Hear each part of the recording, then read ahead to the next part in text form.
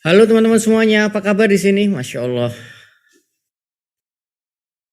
luar biasa, Masya Allah, 100 lebih nih pengusaha KM berkumpul malam hari ini. Di sini udah ada sebagian besar on cam dan juga ada yang belum on cam ya. Udah on cam ya, yang dari tadi saya lihat nih Mas, yang belakangnya Kutsi nih. Mas Fadil Al-Bugis, Masya Allah. Pak Slamet Riyadi, Mas Rakuta, Mbak Umi, Mas Gigi, Pak Jimmy, Mas Tesar, Mas Saldi, wah Masya Allah. Dan banyak yang lain. Ini kalau saya sebutin satu-satu, nanti 1 jam nyebutin nama teman-teman semuanya ya. Jadi saya sebutin yang awal-awal aja ya. Oke teman-teman, saya tuh kalau ngelihat teman-teman yang serius banget belajar setelah seharian kerja dan sebagian mungkin ada yang masih produksi sendiri, ada yang masih bikin konten sendiri, terus malamnya masih tetap semangat itu saya itu kalau mau capek itu malu saya capek itu. Karena ngelihat teman-teman semangat semua malam hari ini. Tepuk tangan buat teman semangatnya teman-teman dong. Mantap.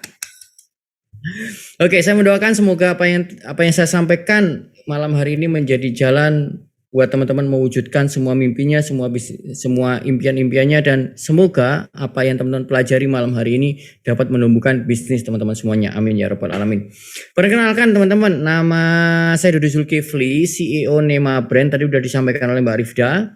Teman-teman jangan panggil saya Coach Dodi, jangan panggil saya Pak Dodi ya. Ulangi aja apa yang disampaikan Mbak Rifda tadi ya, Mas Dodi. Itu aja udah paling pas gitu ya. Oke teman-teman, udah siap untuk mulai? Oke, kita kalau udah siap kita ucapkan bismillahirrahmanirrahim bareng-bareng. Bismillahirrahmanirrahim. Nah, malam hari ini apa sih yang akan kita pelajari? Sebentar, saya nyalakan share screen-nya. Oke, malam hari ini kita akan melakukan 3 aktivitas yang menyenangkan. Yang pertama, saya akan menyampaikan dulu materi plus contoh-contohnya yang aplikatif buat teman-teman UKM. Dan yang kedua, teman-teman kita langsung pandu, langsung praktek. Dan yang ketiga, nanti terakhir kita ada diskusi dan brainstorming. Oke, kita mulai teman-teman. Faktanya teman-teman semua, teman-teman yang udah sering ikut Zoom saya mungkin teman-teman udah tahu fakta ini, bahwa di Indonesia itu ada 50.000 brand baru lahir setiap tahunnya. Kalau angka 50.000 ini saya bagi dengan 12 bulan, kemudian saya bagi dengan 30 hari, kemudian saya bagi dengan 24 jam, kira-kira ketemunya berapa coba? Saya pernah hitung tuh, kira-kira ketemunya 7 brand baru lahir setiap jamnya di Indonesia. Dan ini adalah angka 7 brand baru lahir setiap jam ini adalah brand asing. Bukan brand domestik ya, bukan brand lokal, ini brand asing. Terus brand lokal berapa besar angkanya Mas Dodi? Sama-sama 7 brand. Tapi 7 brand setiap pekannya. Kebayang ya perbedaannya ya. Yang satu asing lahir di Indonesia, 7 brand baru lahir setiap jam. Sedangkan yang lokal 7 brand baru lahir setiap pekannya. Siapa yang di sini bisnisnya fashion, acungkan tangan. Cung, yang bisnisnya fashion acungkan tangan. Ada nggak yang bisnisnya fashion? Ada? Oke, mantap yang bisnisnya fashion ya. Oke, Mas Hendri, Mas Muhammad, Mas Dias. Oh ini Mas Dias. Astagfirullahaladzim. Elmina. Wah, klien saya ya, Masya Allah. Lama banget gak ketemu ya Mas. Oke, di industri fashion berapa sih angkanya? 1,2 juta bisnis fashion di Indonesia. Berarti ini jumlah kompetitor Anda gitu. 1,2 juta. Yang bisnisnya kuliner, acungan tangan yang bisnisnya kuliner sekarang. Cung, yang bisnisnya kuliner. Oke. 5,5 juta bisnis kuliner di Indonesia. Dan data ini saya dapatkan dari Bekraf, Badan Ekonomi Kreatif Indonesia. Data yang ada di tahun 2016. Kira-kira kalau di tahun 2022, kira-kira angkanya meningkat atau menurun angkanya? Sudah fix, pasti angkanya meningkat. Apalagi pandemi kemarin itu mengakselerasi pertumbuhan wirausaha entrepreneur di Indonesia. Luar biasa sekali. Ya, jadi kemarin pandemi malah ekonomi Indonesia bisa bangkit karena UKM-nya. Tapi efeknya apa coba teman-teman? Kalau makin banyak entrepreneur, makin banyak pengusaha, kira-kira apa efeknya? Kompetisi makin berat. Apa efeknya kalau kompetisi makin berat? Dan salah satu efek yang cukup dominan, cukup besar, sering menjadi keluhan banyak teman-teman pengusaha adalah produk saya kok mirip-mirip sama kompetitor. Yang bisnisnya fashion mau digimanain lagi tuh? Jilbab, mau digimana lagi jilbabnya? Mau dikasih jilbab yang desainnya minimalis udah ada. Yang fashionable udah ada. Yang warnanya glamour udah ada. Yang warnanya pastel lengkap udah. Mau digimanain lagi? Yang kuliner, semua kuliner juga ngomong enak. Terus mau digimanain lagi pembedanya? Mau digimanain lagi untuk menemukan keunikannya? Gimana cara saya menjadi pembeda? Nah,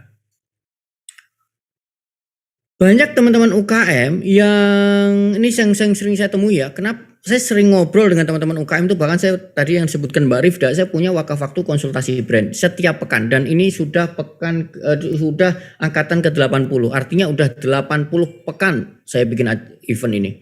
Dan setiap pekan 15 sampai 30 orang. Di awal-awal 30 sampai 40 orang. Tapi sekarang saya sedikitkan supaya bisa lebih intens ngobrol dengan saya. 15 orang setiap pekannya. Dan mereka kalau boleh diambil benang merahnya, keluhannya plus minus mirip-mirip. Apa itu? Gimana cara saya menemukan keunikan? Gimana cara saya bisa menjadi berbeda dengan kompetitor yang ada?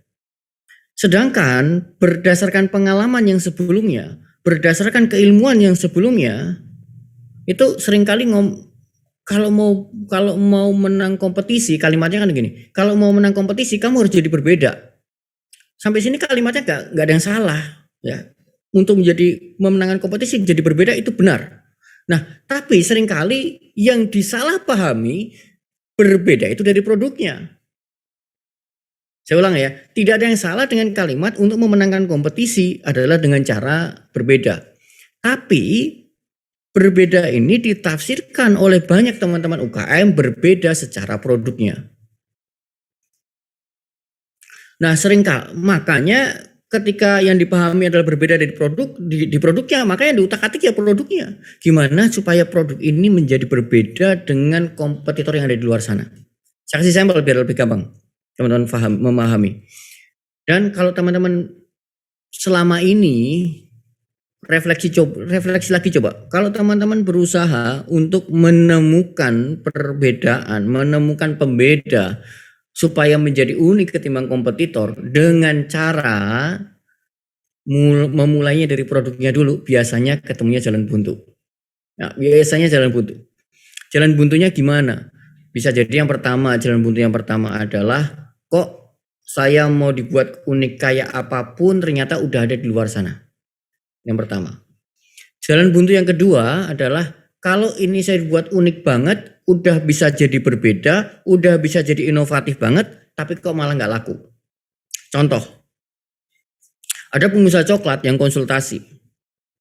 Mas, saya itu UKM, ini cerita nyata ya. Mas, saya ini UKM yang sudah mendapatkan penghargaan juara sebagai UKM yang kreatif, sebagai UKM yang inovatif, juara nomor 1 dari berbagai macam dinas. Wah, selamat dong kalau begitu, hebat ya.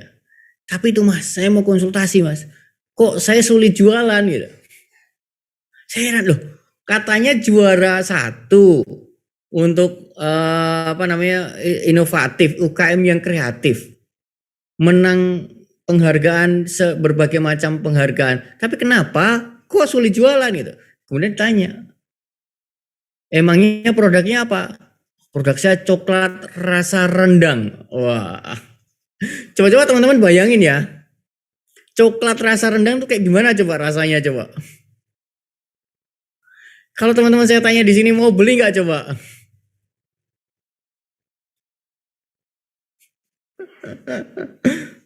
Coba, mau beli nggak?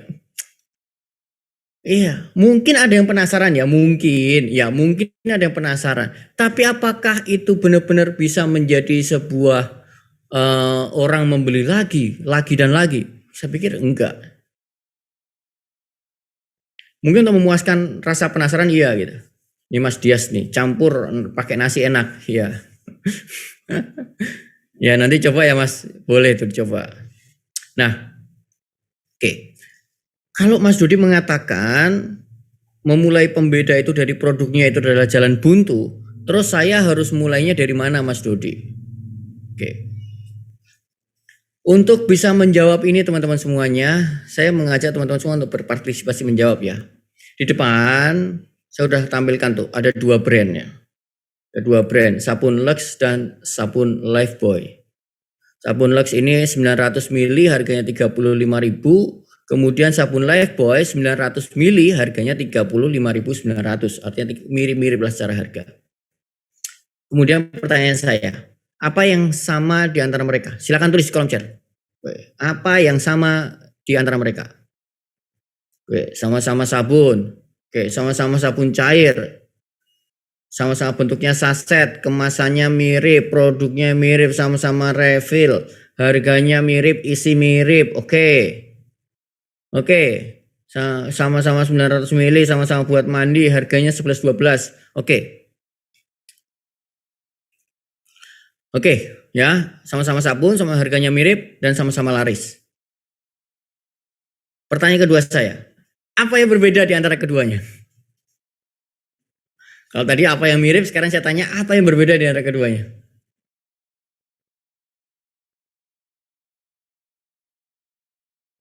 Harga dan merek, harga sama kok.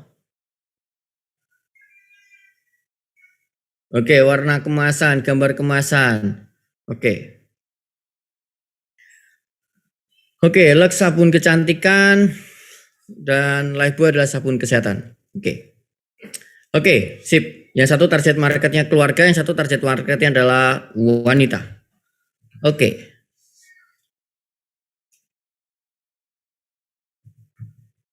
Oke teman-teman semua, dan saya kasih tambahan lagi apa yang sama di antara keduanya. Yang keduanya sama-sama laris dan keduanya sama-sama punya Unilever.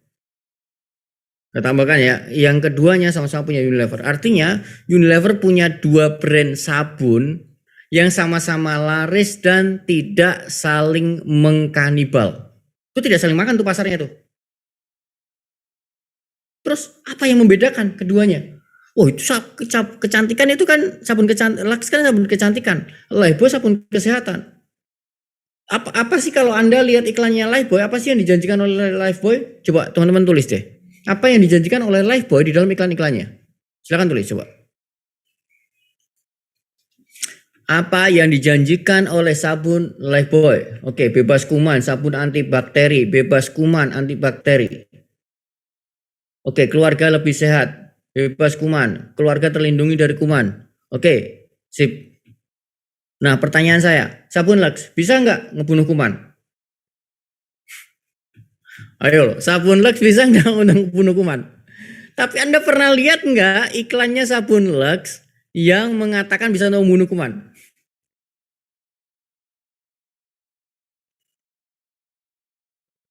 Oke, Anda nggak pernah lihat kan?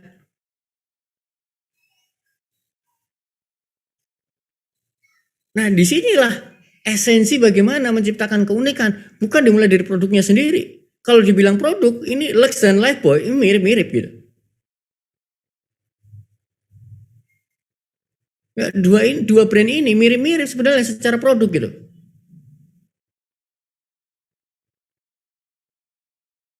Mas Rakuta, padahal isinya bisa jadi sama ya. Iya, plus minus ya mirip-mirip aja. Aromanya kan beda. Iya sih, aromanya memang beda gitu.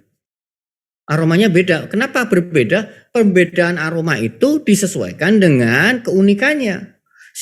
Sabun Lux mengatakan ini sabun wanita. Sabun wanita butuh apa sih? Butuh kecantikan. Oke, maka dikasihlah aromanya aroma wanita. Lifebuoy, sabunnya sabun kesehatan gitu. Maka aromanya diberikan aroma-aroma yang mirip-mirip dunia medis lah. Kalau Anda cium sabun Lux kan, sabun Lifebuoy kan gitu aromanya. Nah disinilah teman-teman pelajaran cukup penting ya. Nanti kita akan masuk nih bagaimana ini kan saya sudah sampaikan sampelnya. Bagaimana menciptakan keunikan. Nanti kita akan belajar lebih dalam lagi bagaimana caranya menciptakan keunikan seperti ini. Langkah-langkah step by step-nya. Kalau teman-teman yang udah nonton e-course saya, paling cuma dapat sampelnya gini doang. Di e-course nggak ada langkah-langkah spesifiknya, nggak ada, karena di e-course itu membahas A to Z-nya brand. Sedangkan hari ini yang kita akan bahas bagian A-nya doang tapi detail. Nah, kira-kira begitu gambarannya ya. Nah, kemudian kembali lagi, terus dari mana mulainya menemukan keunikan? Bukan dari produk uniknya, tapi dimulai dari menciptakan persepsi uniknya. Saya ulang kalimatnya ya, bukan dimulai dari menciptakan produk unik, tapi dimulai dari menciptakan persepsi unik di pikiran customer. Nah, jalan untuk menciptakan persepsi unik, itulah yang disebut dengan positioning. Oke. Terus gimana cara ngebikin positioning? Nah, sebelum saya berbicara tentang langkah-langkah spesifik bagaimana menciptakan positioning, saya akan menyampaikan dulu prinsip emas. Apa sih yang teman-teman perlu pahami, apa sih yang perlu teman-teman yakini, apa sih yang perlu teman-teman persiapkan landasannya sebelum nanti kita berbicara hal-hal teknis bagaimana menciptakan positioning.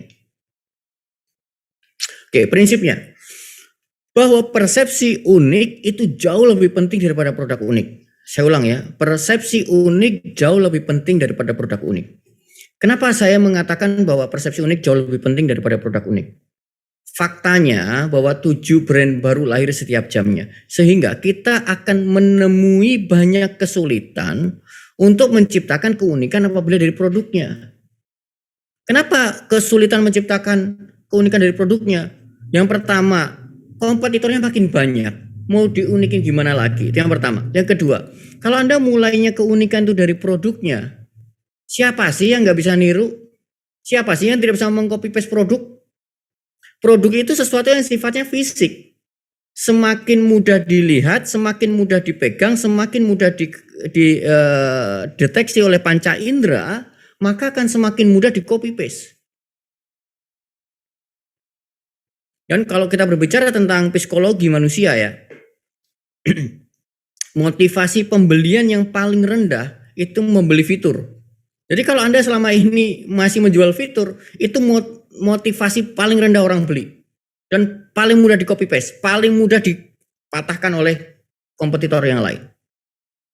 Sehingga enggak brand-brand yang cukup lama, sudah usianya panjang, mereka jarang menjual fitur. Bukan berarti fitur itu enggak penting, fitur itu penting. Tapi bukan segala-galanya. Kembali lagi, apa yang dijual? Persepsi uniknya. Saya kasih sampel biar lebih relate lagi teman-teman. Kerupuk ini produk generik. Nah, produk generik itu apa? Produk generik itu produk yang tidak memiliki nilai tambah. Ya, produk generik, produk basic yang tidak memiliki nilai tambah. Kerupuk ya udah kerupuk aja. Nah, gimana kita menciptakan persepsi unik untuk produk generik ini? Oke, biasanya makan kerupuk ini sambil makan apa sih? Ada yang ngejawab sambil makan apa coba biasanya, teman-teman? Makan kerupuk gini. Solotek makan hati. Wah, itu parah itu makan hati ya. Curhat ya. Sambil makan nasi. Oke. Sambil makan bakso, sambil semua makan berkuah, sambil makan pecel. Oke. Sambil makan nasi. Oke. Nah, saya ambil sampel satu ya. Sambil makan bakso. Dan biasanya teman-teman kalau makan itu kan kalau mau beli mau beli kerupuk ini kan biasanya toplesnya seperti yang teman-teman lihat di depan ya. Dan anggap saja salah satu makanan yang paling sering untuk teman-teman makan sambil makan kerupuk ini, misalnya lagi makan bakso. Pas teman-teman lagi makan bakso, kemudian kok saya pengen kerupuk ya, di mana kerupuknya? Nah, kemudian terlihatlah toples yang tadi. Kemudian ada 2 brand. Yang kiri adalah Putra ACC dan yang kanan nama brandnya adalah Kriuk. Dan di situ ada tulisan spesial untuk bakso. Pas lagi makan bakso, mana kira-kira yang teman-teman ambil? Yang Putra ACC atau yang Kriuk coba?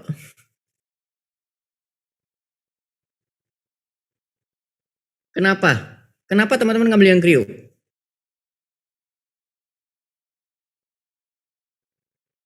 Apa yang menyebabkan teman-teman ngambil kriuk? Oke, karena spesial untuk bakso. Oke, karena pas untuk bakso. Lebih menggoda, sudah pasti untuk bakso.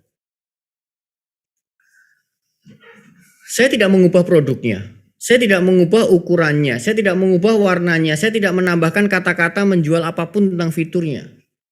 Saya hanya mengubah cara berpikir customer-nya. Yaitu, kamu lagi makan bakso ya? Ini kerupuk saya bikin saya spesial untuk kamu. Dan itu yang membuat tersugestilah orang. Inilah yang disebut dengan positioning. Bagaimana mengubah persepsi customer. Yang diubah persepsinya, bukan produknya. Semua manusia mengambil keputusan itu bukan berdasarkan realita, tapi berdasarkan persepsinya. Sebentar, saya tampilin nih satu video ya. Saya lupa download, tapi ini ada di YouTube. Bentar, saya puterin YouTube-nya. Teman-teman udah ada yang lihat YouTube saya belum yang terakhir tuh?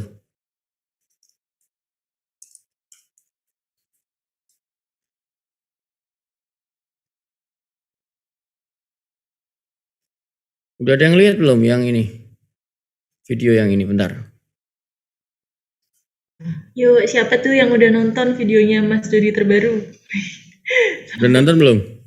Yang udah boleh tulis udah, yang belum. Yuk. Udah belum? Bareng kita. Belum ya, oke. Oke, banyak yang belum, tak puterin tuh. Guys, untuk hasilkan uang online, gimana caranya aku tunjukin. Ini 933 juta masuk dari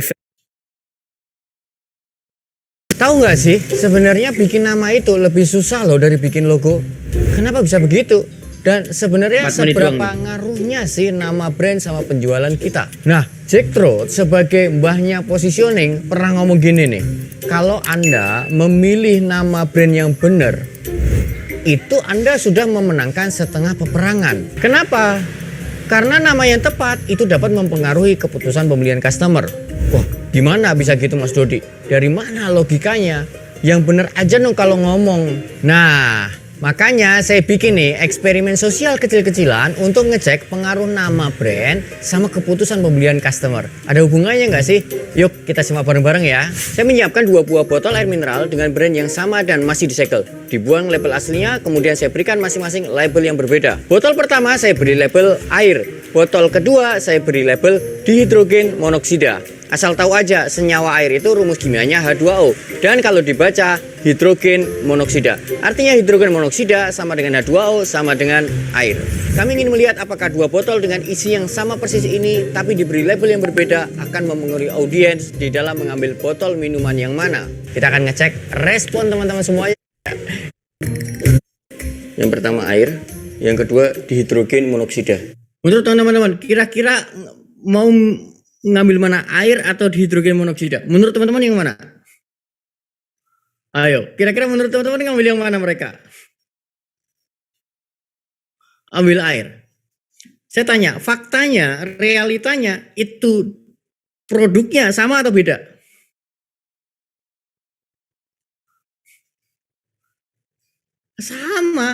Sama. Produknya sama. Tapi apa yang dipersepsikan dari 2 nama itu kan jadi berbeda. Kita cek ya. Kalau kamu tak suruh minum yang mana? Saya minum air. Ya air lah yang familiar. Minuman. Air. Minum air pak. Minum air. Oh, air. Air lah. Ini dihidrogen monoksida atau nggak minum? Nggak mau. Racun nggak ini? Terus kalau saya mati gue. Kamu harus minum ini coba. Ada asuransi kan pak? Ada BPJS. Aduh. Nggak mau lah pak. Beneran. Ini Beneran deh. Mau. Coba minum. Mau dong. Tidak mau. Tidak mau. Coba minum dulu. Coba minum dulu. Beneran nih? Beneran.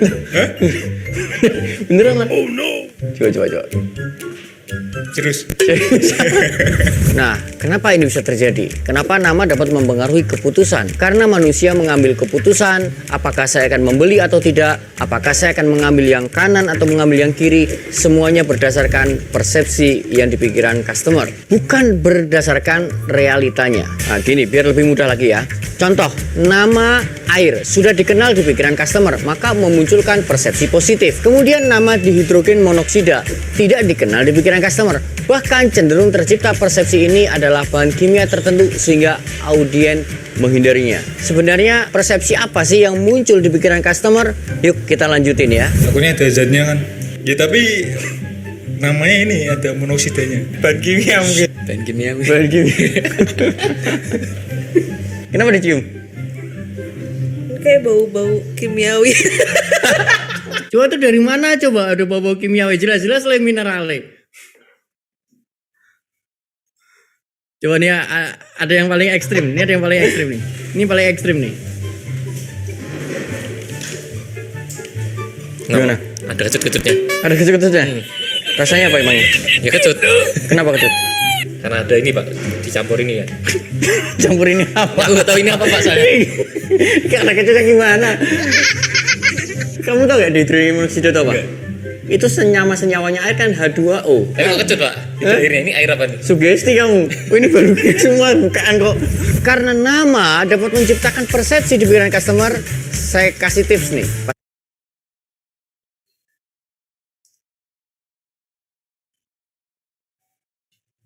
Oke. Apa yang teman-teman pelajari dari video barusan coba?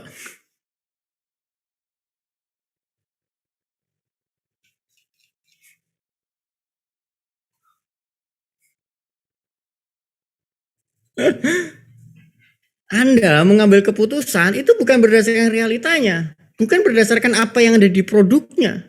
Anda mengambil keputusan, setiap manusia mengambil keputusan itu berdasarkan penerjemahan apa yang ada di pikiran dari yang dilihatnya. Dihidrogen monoksida buat orang yang sudah paham nggak ada makna negatif. Tapi buat teman-teman orang awam yang nggak paham, ini didefinisikan, dipersepsikan ini bahaya. Maka nggak mau diambil. Dipaksa suruh minum juga mereka minta beneran ini saya harus minum, yakin. Saya kasih sampel lain lagi. Kalau ada sebuah perumahan yang namanya Riverside, kira-kira perumahannya kayak gimana?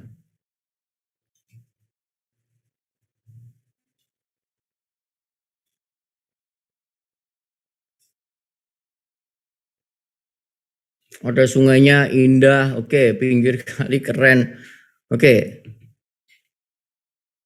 menghadap ke sungai. Sekarang kalau saya kasih namanya pinggir sungai, kira-kira imajinasi Anda sama atau beda coba?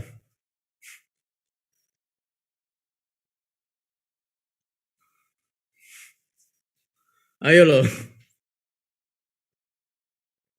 Padahal itu kan cuma penerjemahan aja. Yang satu bahasa Inggris, yang satu bahasa Indonesia.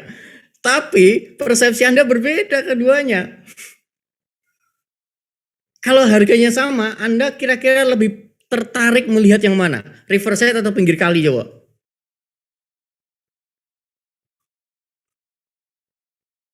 Oke. Manusia mengambil keputusan berdasarkan apa yang ada di persepsinya.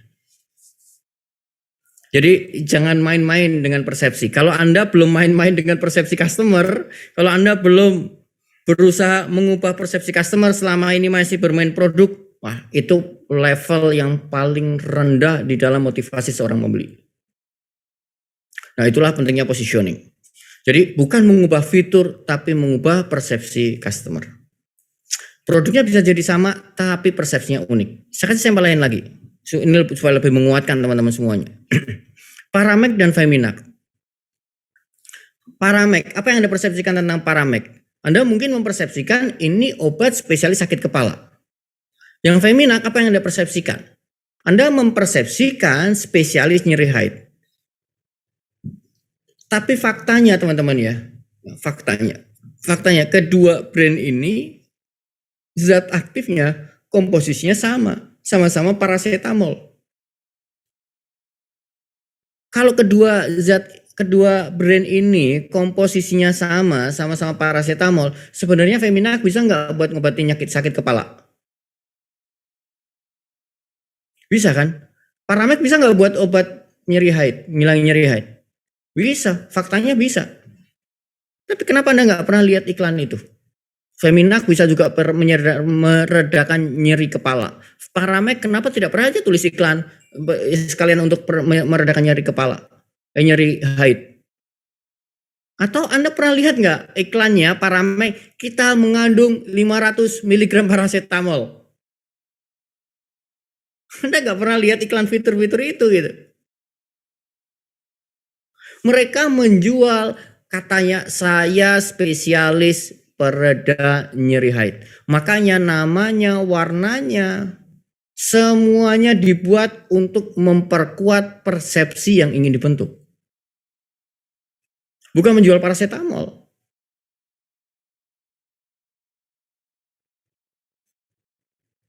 Produknya sama tapi persepsinya yang unik. Oke, nggak apa-apa, sekali lagi ya, nggak apa-apa produk Anda generik tuh nggak apa-apa. Asal positioningnya harus unik. Kalau positioning udah unik, insya Allah bikin rekening Anda naik nantinya. Amin, amin. Oke, kayak gitu bukannya pembodohan Mas? Enggak, itu enggak pembodohan. Ini menarik ya. Kenapa seperti itu nggak bisa dibilang, kenapa kok nggak pembodohan? Itu malah justru memudahkan customer untuk memilih. Apa jadinya kalau semua brand mengatakan saya punya 10 benefit? Apakah Anda ingat? 10 benefit itu? Nggak bakalan Anda ingat. Anda nyeri haid ingat Femina, kenapa? Karena dia fokus dengan satu kata kunci. Dengan satu keyword positioningnya.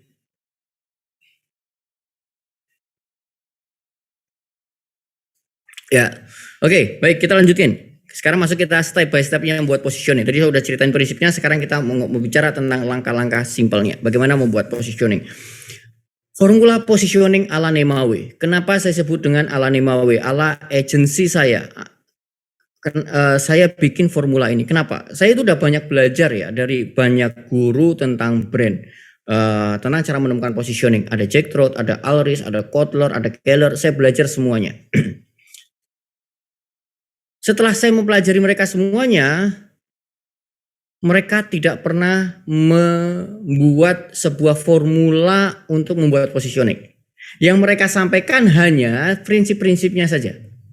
Bahwa positioning itu adalah menciptakan persepsi unik, bahwa positioning itu adalah bagaimana menjadi yang pertama di sebuah kategori. Prinsip-prinsipnya aja yang mereka ceritakan. Kalau saya bawa prinsip-prinsip aja buat ke teman-teman UKM tanpa saya berikan langkah-langkah detail apa yang harus teman-teman lakukan, aktivitas spesifik apa yang perlu teman-teman ambil untuk bisa membuat positioning. Buat teman-teman yang sedang ingin belajar, yang baru tahu positioning pasti akan menjadi kesulitan. Maka saya membuat sebuah formula gimana sih caranya supaya teman-teman UKM ini paham banget dan bisa membuat positioning. Maka saya mengkreasi berbagai macam cara supaya teman-teman bisa belajar tentang positioning, bisa membuat positioning brandnya sendiri. Nah, formula positioning yang saya buat ini sudah mengalami metamorfosis berkali-kali. Dari tahun 2016 pertama kali saya launching formula positioning saya. Ini tahun 2022, artinya sudah 6 tahun yang lalu. Berubah-ubah, formulanya itu berubah dari tahun ke tahun, itu bisa jadi berubah. Kenapa? Karena kalau kita berbicara tentang langkah, tentang hal-hal spesifik, tentang langkah-langkah kunci, itu bisa jadi berubah. Tetapi yang tidak pernah berubah adalah prinsipnya. Maka Anda pegang prinsip yang tadi di atas, bahwa positioning itu membuat persepsi, dan persepsi itu lebih penting daripada produk unik. Itu pegang dulu, kunci itu. Langkah-langkahnya nanti bisa jadi berubah. Kenapa berubah? Bisa jadi saya suatu ketika menemukan cara yang lebih simpel. Bisa jadi cara saya ini lebih mudah dilakukan cara kedepannya. Nah, itu akan ada akan ada update, tetapi prinsipnya nggak akan pernah ganti. Sehingga ini yang hari ini ingin saya sampaikan adalah updatean paling terakhir yang paling simpel yang udah 2 tahun terakhir tidak berubah. Kenapa? Karena ini yang paling simpel dan saya udah banyak praktek ini untuk ke berbagai macam klien, berbagai ratusan peserta workshop. Insya Allah ini sudah proven bisa dilakukan. Nah, untuk mempermudah teman-teman belajar pintu masuknya untuk membuat formula positioning, saya puterin dulu satu video teman-teman ya. Teman-teman bisa lihat ini ada sebuah video bola ini melintas secara diagonal itu miring ya, dari A ke B. Di sini ada 4 percobaan. Bola ini melintas ada 4 percobaan. 1, 2, 3, 4 bolak-balik. Percobaan pertama nggak ada bayangannya bolanya. Percobaan kedua ada bayangannya. Percobaan ketiga bayangannya dirubah. Percobaan keempat bayangannya dirubah lagi. Nah, dari 4 percobaan ini teman-teman nanti lihat kira-kira apa yang teman-teman lihat berubah atau enggak dari percobaan 1 sampai 4 ya. Clear ya? Saya puterin. Here's another illusion to show you how that works. Take a look at that Kasih percobaan basketball pertama. again. We're going to put it on the court and move it along a diagonal. Now we're going to add a shadow. It's still moving in the same way, right? Okay, so what if we change the position of the shadow? Do you think we can trick your brain into seeing the ball's motion differently? Percobaan keempat. Does it look like the ball is taking off now? Let's tweak the Sekali lagi shadow kasih. one more time. Sorry, ini percobaan yang keempat. Enter. What's the ball doing now? Mantul. Looks like it's bouncing, right? In a- Bolanya sebenarnya berubah nggak lintasannya? Enggak berubah bolanya. Yang berubah bayangannya. Tapi begitu bayangannya berubah, persepsi Anda, cara Anda mau melihat bola ikut berubah. Nah, sehingga persepsi unik itu dibentuk atas 2 hal. Yang pertama harus ada bolanya dan yang kedua harus ada bayangannya. Terciptanya persepsi unik butuh 2 hal ini. Pertama bolanya dan yang kedua adalah bayangannya. Nah, bola itu adalah produk generik Anda. Mau jilbab kek, mau teh kek, mau minuman kekinian, mau kuliner, apapun itu produk generik. Nggak apa-apa, ini produk generik yang masih sama, nggak masalah. Untuk bisa menjadi berbeda bukan dari bolanya, tapi dari positioningnya, dari bayangannya. Nah, saya coba aplikasikan analogi ini ke Paramek. Paramek, bolanya, produk generiknya paracetamol. Positioningnya kira-kira apa teman-teman? Paramek.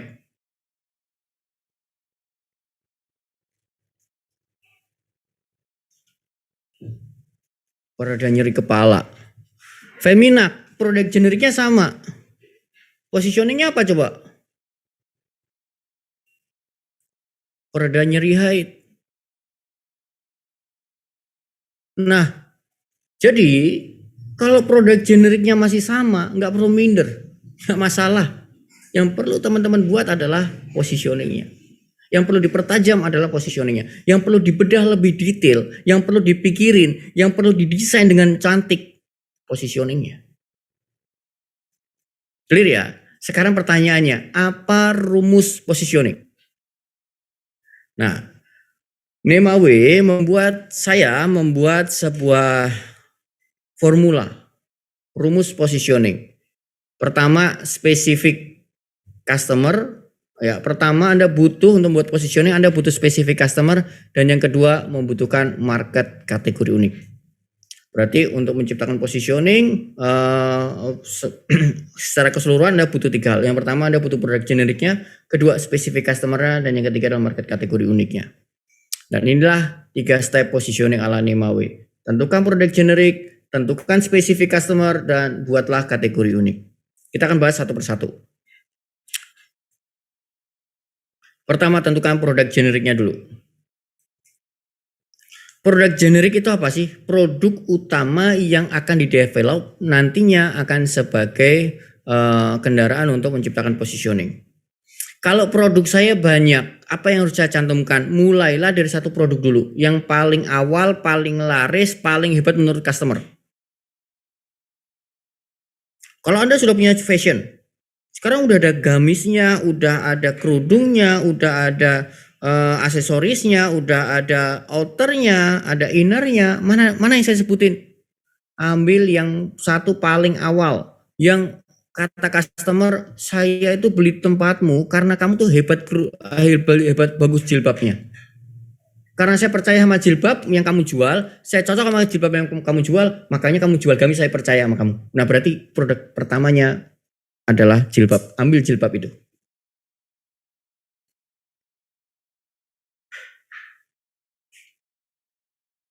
Oke, sampai sini nggak ada kesulitan ya teman-teman ya. Tulis dulu produk generik Anda. Tulis. Kalau produk generiknya rumah ya tulis aja rumahnya dulu. Developer ya, bukan rumah ya. Developer. Oke, apalagi kuliner. Kuliner. Kalau kulinernya berupa kafe, boleh sebutin kafe aja. Kafe dulu gitu aja. Oke, minuman kekinian boleh sebutin minuman kekinian gitu. Oke. Silahkan teman-teman parfum. Oke. Parfumnya nanti teman-teman tulis dulu ya, para mau jasa parfum refill atau parfum yang udah siap dijual, udah bentuk kemasan. Oke, saya lanjutin.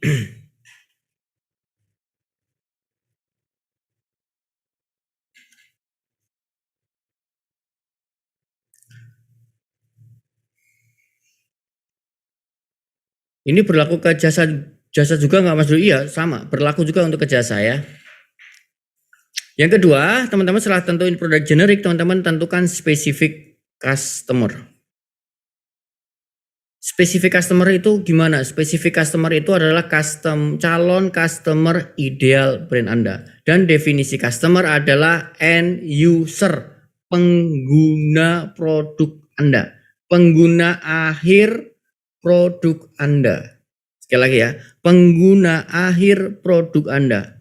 Kalau saya sebutin, saya gamis untuk anak-anak. Saya jualan gamis untuk anak-anak. Siapa customernya?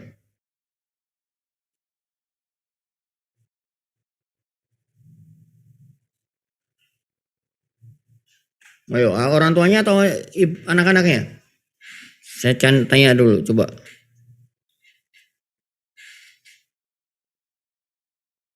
Oke.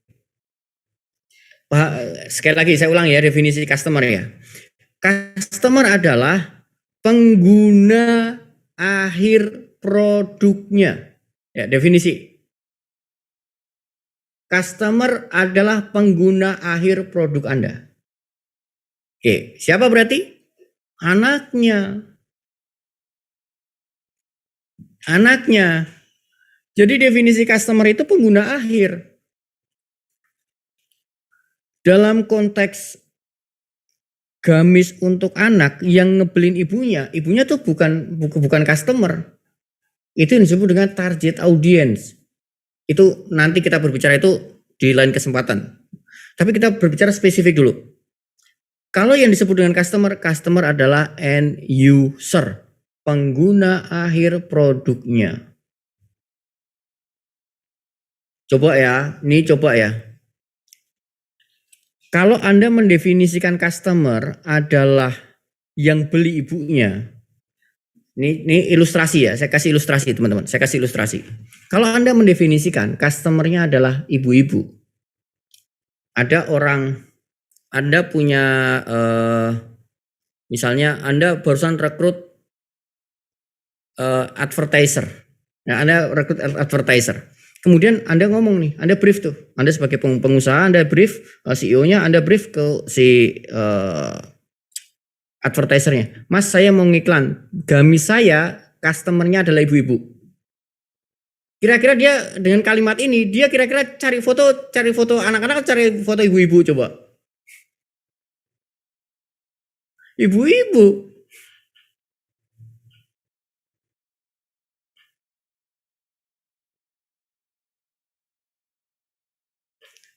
Nah, sehingga definisi customer adalah end user, pengguna akhir produk Anda. Oke, Terus gimana ngisinya definisi customer Mas Dodi? Apakah perlu geografis, demografis, psikografis, behavior? Ya, itu perlu, tapi nggak sekarang. Ya, itu perlu tapi nggak sekarang. Kenapa? Saya itu udah banyak membantu teman-teman UKM. Ketika teman-teman belum apa-apa sudah saya kasih tabel yang berbaris-baris dan berlayer-layer kayak wafer Tango berapa lapis gitu ya, layernya itu kan banyak gitu, geografis, psikografis dan kawan-kawan. Itu jadi bingung malah gimana cara ngisinya. Toh kalau bisa diisi nggak tahu cara makainya. Maka saya lebih cenderung, lebih senang, lebih gampang supaya yang penting bisa gampang dipakai. Anda bisa nggak sih ngebayangin siapa customernya? Coba Anda pejamkan mata sebentar, bayangin customernya hadir di depan Anda. Tuliskan kriteria-kriterianya. Udah gitu aja ya. Apapun itu. Nggak usah pakai geografis, demografis, psikografi, behavior. Itu perlu, tapi nanti, nggak sekarang. Saya kasih sampel. Cara menulis customer yang spesifik dan nggak spesifik ya. Saya kasih sampel. Contoh. Kalau yang kurang spesifik, Anda tulis customer-nya adalah ibu-ibu. Kalau yang spesifik, ibu yang kerjanya nggak kerja, ibu sebagai ibu rumah tangga. Atau ibu-ibu yang kerja. Nah itu spesifik tuh. Contoh gini, kita ambil sampel ya, kita ambil sampel sederhana. Ibu-ibu yang kerja, misalnya produk generiknya adalah jilbab, oke ya. Ini saya punya produk generik jilbab. Customer spesifiknya adalah ibu-ibu yang kerja. Atau customer kedua adalah ibu-ibu sebagai ibu rumah tangga. Kira-kira kebutuhan fashionnya sama atau beda? Oh, kebutuhan customernya sama atau beda?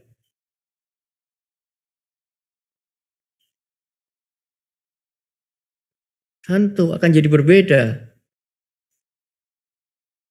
Ya tentu ini akan jadi berbeda. Maka Anda tentukan customer spesifik Anda. Atau pengusaha UKM misalnya. Kalau nggak spesifik, tadi teman-teman ada nulis ya, pengusaha Facebook, e-course Facebook Ads. Siapa yang butuh pengusaha UKM? Itu general banget tuh pengusaha UKM. Karena pengusaha UKM itu jumlahnya 60 juta di Indonesia. Itu masih bisa dipecah-pecah tuh. Saya membidik pengusaha UKM fashion. Saya membidik customer spesifik, saya ada pengusaha UKM mikro. Wah, tuh Mas Dodi kalau gitu kan jadi kecil. Kalau harus spesifik itu kan harus jadi kecil. Gini, apakah pasarnya kecil menjadi kecil? Saya jawab iya. Benar, pasarnya jadi mengecil iya. Tapi kenapa itu perlu dilakukan? Apalagi untuk pemula, apalagi buat teman-teman yang masih sedang ingin membuat positioning, masih belajar membuat positioning. Teman-teman gini, supaya teman-teman lebih paham ya, kenapa kok saya minta ini detail, spesifik, dan mulai dari yang paling kecil dan yang paling gampang. Termasuk dalam menentukan customer ini. Teman-teman pernah ngalamin nggak handphonenya hang? Atau komputernya hang, atau laptopnya hang? Pernah nggak ngalamin gitu?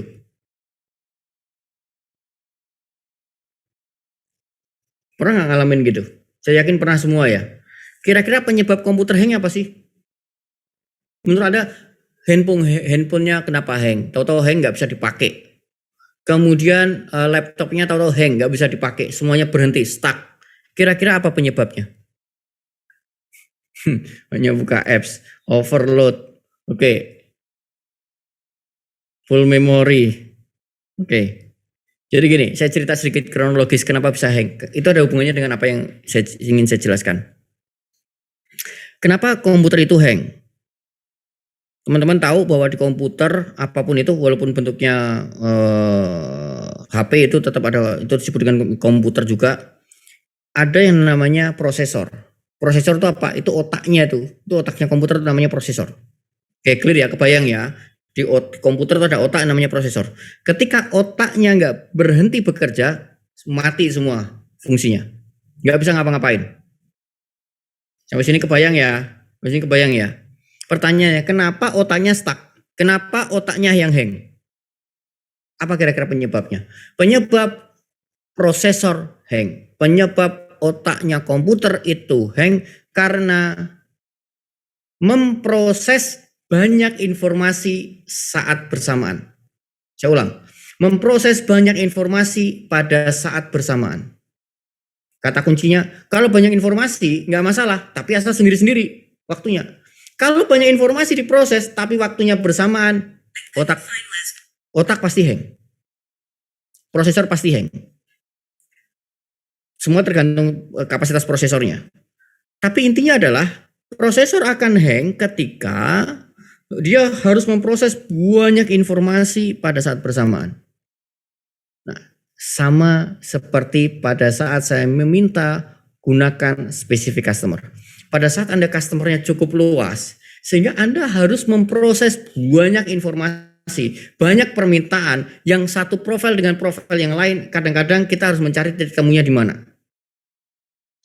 Ketika masih pemula, pilih satu dulu. Entar kalau udah jago, udah pinter, Anda cari customer yang lebih luas nggak apa-apa. Kalau belum apa-apa, Anda sudah meluaskan tuh customernya, nggak Anda spesifikin. Apa yang terjadi? Saya ambil sampel Gojek ya. Gojek itu tahun 2010 berdiri. Cuma punya satu layanan dan punya satu profil customer. 2010. Baru punya layanan kedua, GoFood. Tahun berapa teman-teman tahu nggak? Ada yang tahu nggak GoFood lahir tahun berapa? 2017, 16 ya. Antara itulah pokoknya. 2017 atau 2016. Artinya 7 tahun setelah lahir layanan pertama, baru bikin layanan kedua. Customernya bisa jadi berbeda atau bisa jadi sama, tapi menyelesaikan problem yang berbeda. Gojek sama GoRide sama GoFood. Pelajarannya gini yang ingin saya sampaikan teman-teman.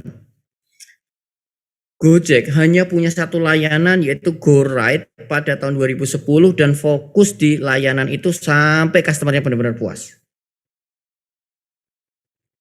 Dia ekspansi itu baru setelah dia berhasil membuktikan ke satu customer yang menggunakan GoRide itu happy, puas. Sehingga ketika menjual layanan yang lain jauh lebih gampang. Memuaskan customer yang berbeda jadi jauh lebih gampang. Kenapa? Karena yang awalnya udah punya pengalaman untuk memuaskan sekian juta orang di satu layanan. Jadi mulai dari customer yang spesifik. Nah, silakan Anda tentukan customer spesifik Anda, silakan. Nah, silakan Anda tuliskan customer spesifik Anda dari produk generik yang Anda mau bikin. Yang sudah Anda punya. Kalau paracetamol produk generiknya, untuk para Mac customer spesifiknya kira-kira siapa ya?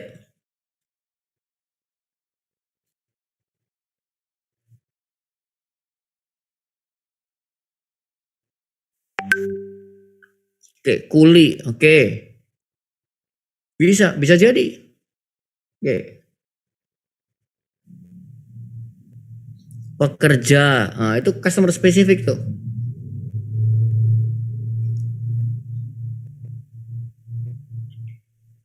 Oke, clear ya.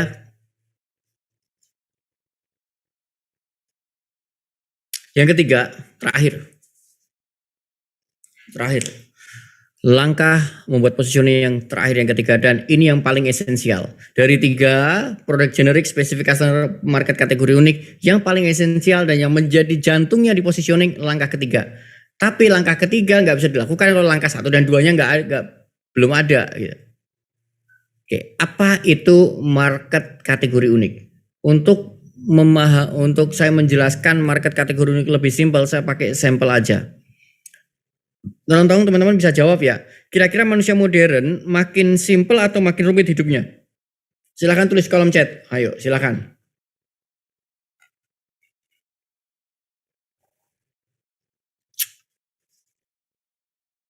Mbak Rifda, thank you ya. Dikirimin nih teh botol sosro. Ini kirimin Mbak Rifda loh. Saya di Semarang, Mbak Rifda di Jogja dikirimin nih teh botol sosro. Dikirimin 3 tadi. Dapat bisikan katanya Mas Dodi suka itu.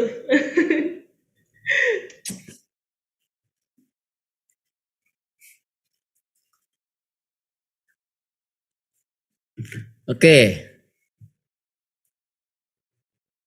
Oke, makin simpel makin kompleks. Ini kayaknya ada dua kubu nih, ada yang mengatakannya makin simpel dan ada yang mengatakan makin kompleks. Nah, ada yang menarik ya. Dari cerita ini nanti teman-teman simpulkan sendiri apakah manusia modern makin simpel atau makin kompleks. Saya pernah ngobrol sama nenek saya. Nenek saya alhamdulillah masih ada, usianya 85 tahun. Dan masih sehat, masih bisa jalan, masih bisa kemana-mana. Kemarin saya ke Singapura, nenek saya ikut dan ikut jalan-jalan, jalan kaki. Kemarin juga saya ke Karimun Jawa, nenek saya masih sehat, baik-baik aja. Alhamdulillah ikut tuh, naik kapal yang cuma kayu gitu aja ikut. Ada yang menarik dari obrolan saya dengan nenek saya. Nenek saya cerita bahwa zaman muda dulu, sabun itu cuma satu jenis. Saya ulang, zaman nenek saya muda, sabun itu cuma satu jenis. Sabun untuk mandi, keramas, cuci baju, cuci motor, ngepel lantai, cuci piring. Itu dengan satu sabun. Sabunnya kayak gini. Sabun Kompas. Ya. Kebayang ya, sekarang Anda ingat-ingat isi kamar mandi Anda coba. Anda punya berapa sabun coba?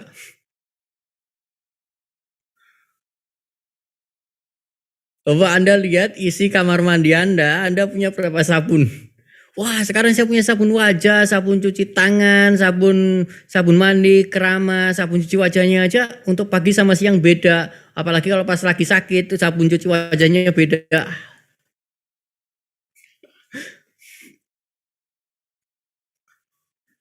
Anda jawab sendiri, lebih simpel atau lebih kompleks manusia modern ya? Nah, yang menarik gini teman-teman, yang ingin saya sampaikan. Metamorfosis dari sabun multifungsi sampai sabun yang spesifik untuk wajah malam hari, untuk wajah siang hari, untuk wajah yang berjerawat, untuk wajah cowok. Ini kan lompatan 30-40 tahun terakhir, ini sabun kan melompat gitu. Dari satu sabun untuk segala-galanya, sekarang sabunnya spesifik gitu.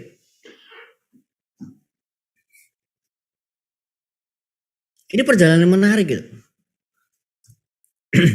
Analoginya gini teman-teman. Ini saya kasih analogi. Ini contoh aja ya, nama-nama. Kalau Kompas ini nama brand Kompas ini beneran ada nih. Dulu market leader. Jadi ada sebuah sabun, kategorinya namanya kategori sabun multifungsi. Pada anggap aja tahun 50-an. Tahun 50-60-an sabun itu cuma satu kategorinya. Sabun multifungsi, nggak ada sampo, nggak ada sabun cuci tangan, nggak ada sabun wajah. Yang nggak ada sabun cuci piring, nggak ada sabun untuk ngepel lantai, itu nggak ada. Yang ada sabun aja namanya. Ya kebayang ya.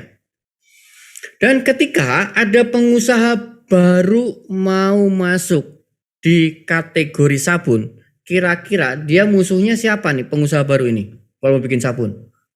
Ya si Kompas. Kalau teman-teman mau ngebayangin market Kompas itu sedikdaya apa, Anda cukup lihat Indomie dengan mie instan. Dia menguasai pasar. Kompas kayak gitu. Di zamannya, di eranya. Nah, ketika ada pengusaha baru mau masuk, kan jadi ngeper. Oh, lawan saya Kompas, market leader. Gimana cara saya bisa mengalahkan Kompas? Konyol kalau ngelawan Kompas. Maka yang dilakukan oleh pengusaha baru ini adalah memecah kategorinya.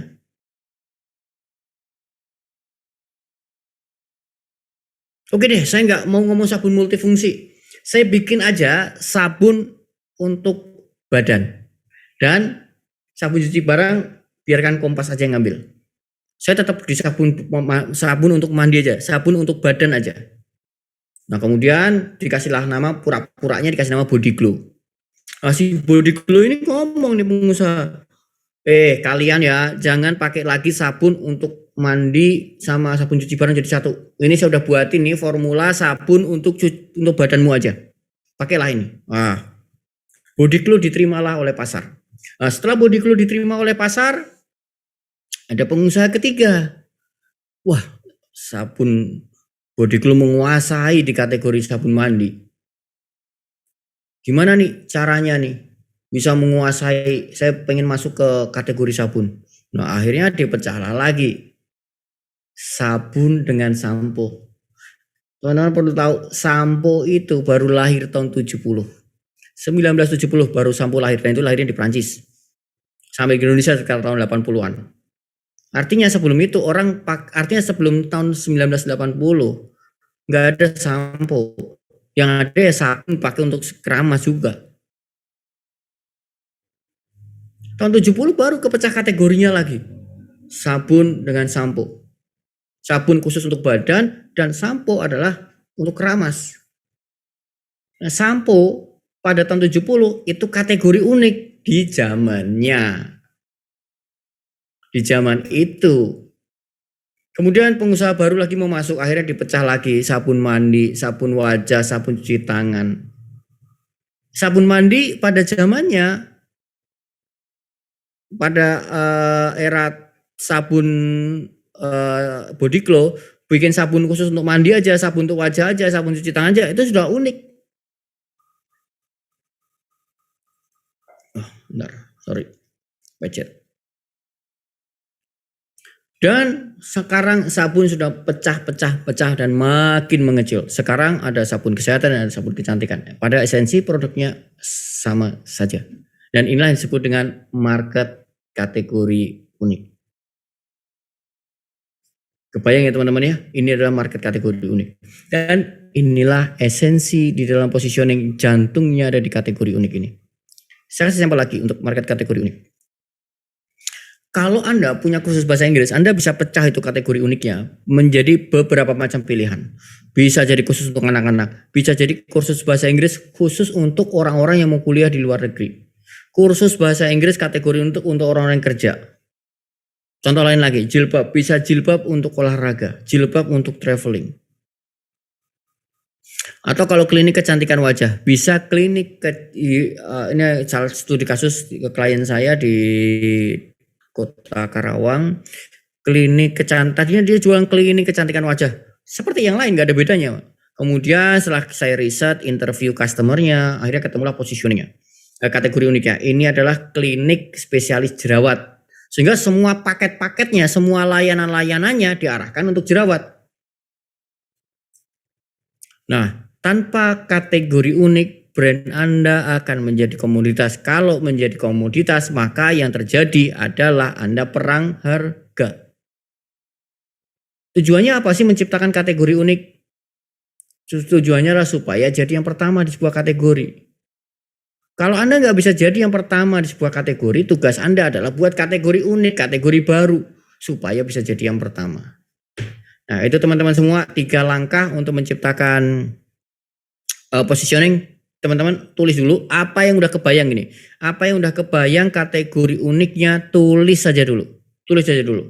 Ada beberapa alternatif, tulis semua. Anda punya 5 alternatif, tulis semua apa yang kebayang. Nanti baru dipilih ya. Jadi tulis dulu aja apa yang memungkinkan, tulis dulu. Oke. Teman-teman silakan tulis dulu. Kenapa kok perlu banyak ide? Saya pernah sampaikan tuh di reel saya bahwa kesalahan kita di dalam mencari ide untuk menemukan ide emas adalah hanya karena berpangku pada satu ide saja. Kesalahan kita untuk menemukan ide emas adalah hanya punya satu ide. Saya sampaikan analoginya bahwa saya pernah riset tuh. Risetnya saya nyari di internet. Kalau orang mau nambang emas, untuk bisa menemukan 1 gram emas itu butuh berapa banyak sih tanah yang digali? Kalau Anda pengen tahu 3 ton tanah yang digali itu baru bisa menemukan 1 gram emas. Artinya apa? Anda nggak bisa minta 1 gram emas saja tanpa ngambil tanahnya. Kalau Anda pengen punya 1 ide, Anda harus punya 100 ide sampah. Kalau Anda baru punya ngomongin, Mas Dudi saya sudah punya 10 ide sampah kok belum ada emasnya. Kurang 190 nyampahnya lagi tuh. Nyampahnya kurang banyak. Maka untuk menemukan kategori unik, tugas Anda adalah memecah cari ide sebanyak-banyaknya. Seluas-luasnya, tulis dulu aja. Nanti baru dipilih. Gitu ya. Oke. Coba saya resume apa yang kita pelajari. Pertama, tentukan kategori produk generik. Kedua, tentukan spesifik customer. Yang ketiga adalah market kategori unik. Nah, nanti kalau Anda mau bikin tagline gimana? Pakai aja 3 hal ini. Anda bisa omongin yang biasanya digunakan untuk untuk tagline paling umum adalah di kategori uniknya. Yang disampaikan melalui tagline-nya. Gitu teman-teman ya. Ini Mas Gigi, idenya dicoba semua juga enggak Mas? Kalau Anda punya kesempatan untuk testing, nanyain ke customer dengan cara misalnya gini. Oke, ini pertanyaan menarik dari Mas Gigi ya. Semua idenya boleh dicoba enggak? Boleh. Kalau Anda punya 100 ya jangan 100 dicoba. Boleh ya cobalah 10. 10 ide yang paling memungkinkan. Cara nyobanya gimana? Anda bikin brosur. Atau Anda bikin postingan enggak apa-apa. Coba Anda tawarin ke customer yang sudah Anda tentukan di step kedua. Suruh lihat, kamu lihat penawaran ini gimana? Baca, terangi, dia suruh baca, Anda terangin dikit, tertarik nggak pakai positioning yang kategori unik yang udah Anda bikin? 1 sampai 10 tertariknya berapa? 5. Kalau banyak yang jawab 5 berarti nggak valid. Cari yang kedua. Jangan seterusnya sampai, wah ini cocok saya ini, saya tertarik banget sama ini. Nah ambil. Nah gitu ya. Mas Dodi, kategori unik fokus ke rasional atau emosional? Oke, pertanyaan menarik. Fokus ke rasional, bukan emosional. Kenapa? Karena pada saat positioning itu customer membutuhkan bagian rasionalnya. Kenapa saya harus beli ini? Karena saya ingin menyelesaikan masalah saya. Dan saya harus tahu kamu yang saya pilih brand sebagai spesialisnya, ahlinya di dalam menyelesaikan masalah saya.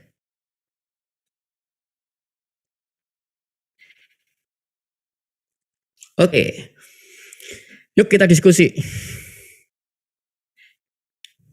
Siap, Mas Dodi. Luar biasa, teman-teman. Tepuk tangan dulu dong buat Mas Dodi. Ada tim hore saya di belakang. Luar biasa tadi teman-teman, saya mau cek apakah ininya udah banyak nih coret-coretannya gitu ya. Mas Dodi tadi udah sangat detail banget menjelaskan tentang positioning, terus banyak contoh-contohnya tadi ya Mas Dodi, terus ditambah sama step-stepnya, langkah-langkahnya. Luar biasa banget. Nah, ini kita lanjut ke Q&A dulu Mas Dodi. Boleh, kita Q&A dulu. Oke, siap. Oke, silahkan. Teman-teman yang mau bertanya silahkan bisa langsung raise hand teman-teman. Kita diskusi nih bareng-bareng. Oke, udah ada satu yang raise hand. Silahkan teman-teman bisa langsung raise hand atau menuliskan pertanyaannya di kolom chat. Tapi kalau bisa langsung raise hand, biar bisa langsung ketemu sama Mas Dodi. Oke, ini yang pertama ada Kak Tika. Silahkan Kak Tika bisa langsung open mic. Halo Kak Tika. Halo. Halo, silahkan Kak. Iya, jadi kan aku kan ada halo Mas Dodi. Halo, Selamat Mbak. malam. Malam. Jadi aku mau tanya. Bentar. Jadi aku mau tanya, aku kan ada salon gitu kan. Salonnya ada salon kuku, ada buat bulu mata juga. Terus ada rambut gitu. Nah aku bingung tentuin positioningnya karena kan customernya sama nih sama semua salon. Jadi bingung. Enggak lah. Enggak mungkin customer semua salon. Itu istrinya Sambo ke situ enggak? Enggak, anaknya Sambo Enggak doang. kan? Iya kan? Enggak kan? Kalau customernya semua sama kan pasti Sambo ke situ istrinya. Enggak sih. Anak bayi ke situ enggak? Enggak. Enggak lah. Pasti gini. Apakah semua customer sama? Enggak. Pasti spesifik, kita pasti bisa mencari customer lebih spesifik. Udah berapa lama Mbak buka salon? Hampir 5 tahun sih. Oh, udah 5 tahun harusnya udah kaya akan pengalaman idealnya.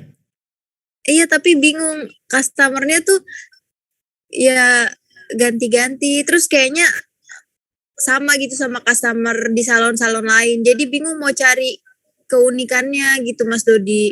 Oke, keunikan tidak akan bisa ditemukan. Keunikan kan ada di market kategori unik kan di step ketiga. Step ketiga nggak akan bisa ditemukan selama nomor 2 belum ditemukan. Gitu. Sehingga spesifik customer itu modal awal. Oke, produk generiknya salon. Oke. Kemudian spesifik customernya siapa? Kalau spesifik customernya belum jelas, maka kita kan nggak akan bisa membuat keunikan. Contoh gini, ini contoh saya kasih sampel ya. Adidas dengan Nike, apa bedanya? Saya tanya loh. Logonya. Iya, saya tahu logonya beda, nama juga beda gitu. Maksud saya gini. Maksudnya gini, apa bedanya? Secara menurut Mbak Tika sama atau beda? Beda sih. Apa yang beda? Kalau beda, apanya yang beda? Apa ya? Adidas model-modelnya kali ya sama. Iya, saya jarang beli sepatu sih sejujurnya. Oke. Gini, Maaf ya. nggak apa-apa. Adidas sama Nike sama-sama sepatu sport. Itu persamaannya ya. Mereka ada di kategori yang sama, yaitu sama-sama sepatu sport. Apa yang berbeda? Yang berbeda di customernya sangat berbeda sekali. Adidas itu customernya adalah atlet profesional. Oh gitu. Maka kalau Anda lihat desainnya Adidas pasti kaku, bukan kaku ya. Ini memang diperuntukkan untuk profesional sport ya, kira-kira gitu. Oh iya sih benar. Kalau Anda lihat iklan-iklannya Adidas semuanya gitu. Kalau Anda lihat Nike, itu bukan untuk profesional sport, untuk lifestyle sport.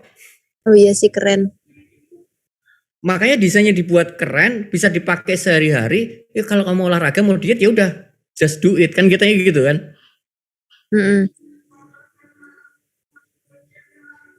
Iya. Kalau kita memahami customer kita dengan baik, kita bisa membedakan antara Adidas dengan Nike.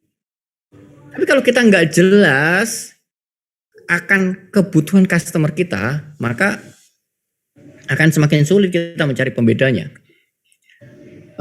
Saya cerita ini buat Mbak Tika dan buat teman-teman semuanya di sini. Biasanya yang lain ya, yang menyebabkan kenapa kok kita kesulitan mencarikan keunikan adalah ini berdasarkan riset saya. Karena waktu Ramadan kemarin saya langsung turun sendiri untuk melakukan riset ini.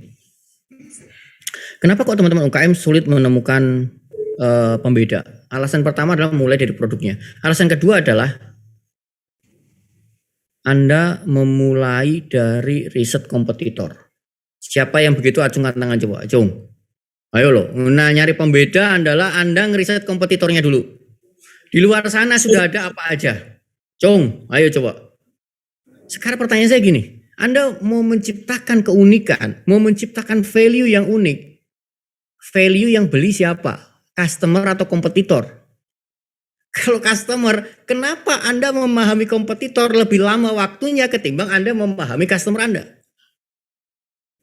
Iya sih benar. Nah, selama ini menganggap sama karena yang dilihat layanannya, bukan customernya, kan gitu kan? Oh iya. Gitu ya, jadi mulai dari customer spesifiknya dulu. Oh iya. Makasih Mas Dodi. Oke. Terima kasih Mbak Tika pertanyaannya. Oke, lanjut ke kedua penanya kedua. Ada Mas Zidan, silahkan Mas Zidan, monggo. Halo, apakah sudah ready? Oke, lanjut dulu ke Pak Saldi ya. Oke, silahkan Pak Saldi, monggo.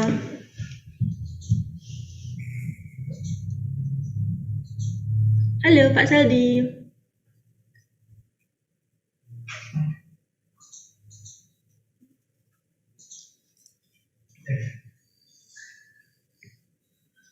Halo, Pak Saldi. Oh mohon maaf, Bapak masih. Cek tes. Nah, udah boleh. Tadi not allowed sih.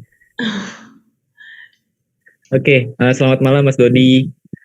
Malam Mas. Ini Mas siapa nih? Saldi. Oh Mas Aldi, silakan Mas Aldi. Jadi gini Mas Dodi, ini bisnis saya kan B2B. Jadi kayak food manufacturer gitu Mas Dodi. Berarti kan kalau bicara end user, kalau yang sementara customer saya itu agen Mas Dodi. Jadi bukan pengguna langsung. Si agen ini dia ngejual lagi tuh di customer di luar negeri. Nah, berarti kan kalau kita bicara spesifik customer yang dimaksud ini berarti saya tetap bukan end user ya Mas Dodi ya. Berarti agen itu. Karena saya nggak bisa jual langsung ke end user di sana di luar negeri gitu. Oke. Produknya apa Mas? Kayu. Kayu. Iya. Mereka gini. Perbedaan antara B2B dengan ke B2C, perbedaannya begini. Kalau B2B itu mereka menjual, misalnya dijual ke luar negeri, kemudian yang di luar negeri menggunakan brandnya sendiri. Ya lagi, dijual pakai brandnya sendiri, diolah lagi, mereka menentukan customernya sendiri. Itu B2B. Kalau B2C, contohnya kalau B2C itu gini. Contoh, misalnya kayu udah diolah sebagai barang jadi, kemudian dijual ke luar negeri, di sana pegang sama distributor, dan distributor yang ngejual pakai customer profile yang kita bikin. Nah itu B2C, tapi pakai distributor. Nah yang mana nih? Yang pertama atau yang kedua? Yang pertama Mas Dodi, karena customer saya itu dia punya merek sendiri buat dijual. Oke, kalau yang pertama berarti B2B. Iya. Maklun bener. Ya. Kemudian kemudian berarti spesifik customernya saya tadi nulis pengusaha. itu iya pengusaha, agen penjual furnitur dengan tema natural. Karena memang yang selama ini saya dapat itu mereka mengusung tema-tema natural. Ya. Ada sih beberapa yang combine antara besi dengan bahan kayu gitu. Cuman ini lebih banyak yang mayoritas kan ya? Iya, mayoritasnya. Seperti itu Mas Dodi. Betul. Ya. Udah bener tuh. Benar ya, berarti kalau saya nyimpulin market kategori uniknya woodworking manufacturer khusus tema natural furniture itu nggak jadi masalah ya Mas? Nggak jadi masalah. Yes, Oke. udah benar. Oke, thank you Mas Dodi. Oke. Mantap, keren Mas. Mas Aldi ya tadi ya. Iya. Thank you banget Mas Dodi jawabannya. Oke, lanjut ke penanya selanjutnya Mas Zidan ya tadi ya yang mau open mic ya. Silakan Mas Zidan. Halo Mas Dodi. Halo Mas. Ini bisnis saya itu sama kayak bisnisnya Mbak Tika tadi, tapi saya lebih ke barbershop. Jadi spesifiknya itu ke cowok gitu. Okay. Nah, bisnis saya itu saya udah menemukan selama ini sudah berjalan itu, saya menemukan itu di anak muda dan pekerja. Nah, saya kesulitan di bagaimana menciptakan kategori unik.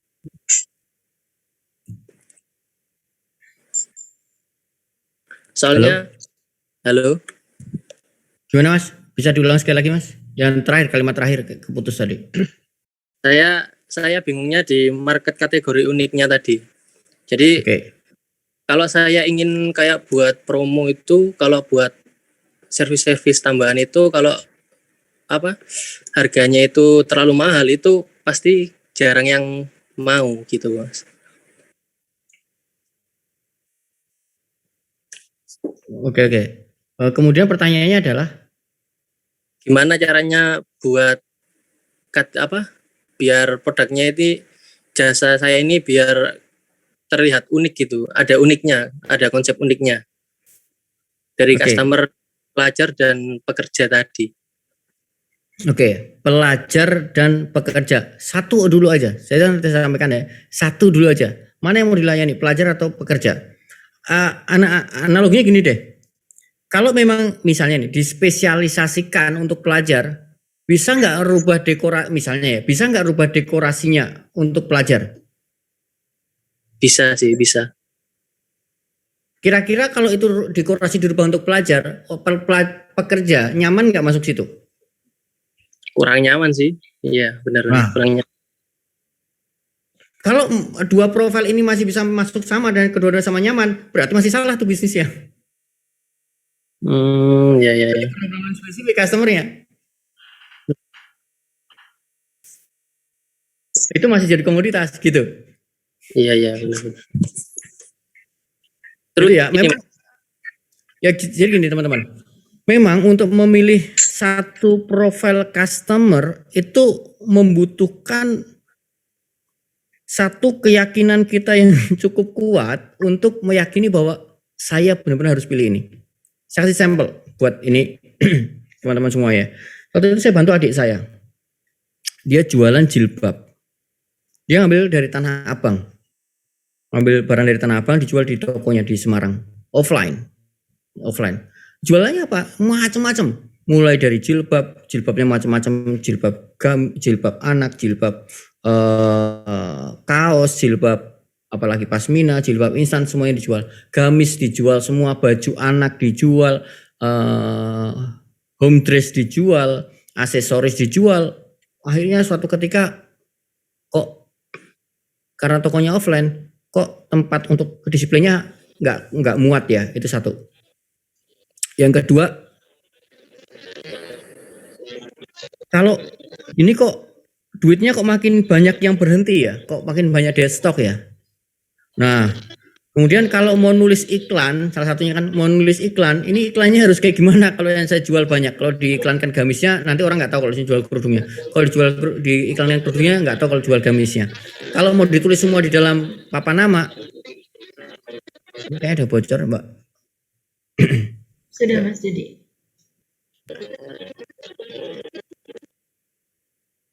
Nah, kemudian